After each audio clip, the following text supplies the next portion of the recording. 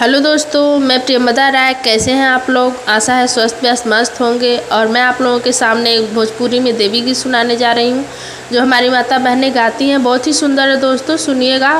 और माता बहनें आप सब लोग सुनिएगा और अच्छा लगे तो लाइक शेयर करिएगा। चैनल पे नए हो तो सब्सक्राइब कर लीजिएगा और कमेंट करके ज़रूर बताइएगा कि हमारा गाना कैसा लगा। धन्यवाद।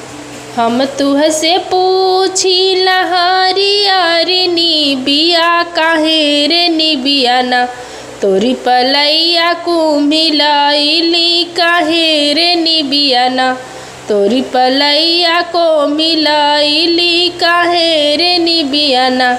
यही रहिया आइल है दुर्गा माई के डोलवा की कहरा उन करना, तुरी के कैल दतुअनिया हो कि कहरा उन करना, तुरी के कैल दतुअनिया हो कि कहरा उन करना।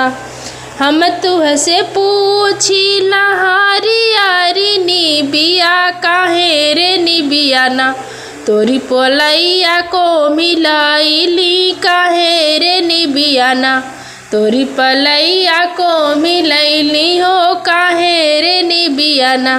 यही पड़े आइल मैहर वाली कही डोलवा की कहरा उन करना, तुरी के कैल दतुअनिया हो कि कहरा उन करना, तुरी के कैल दतुअनिया हो कि कहरा उन करना।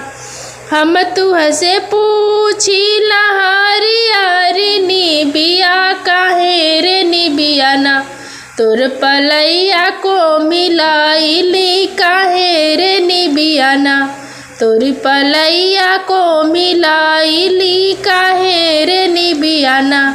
यही पड़े आइला सातो बहिना का डोलवा की कहरा उन करना, तुरी के कैल दतुअनिया हो कि कहरा उन करना, तुरी के कैल दतुअनिया हो कि कहरा उन करना।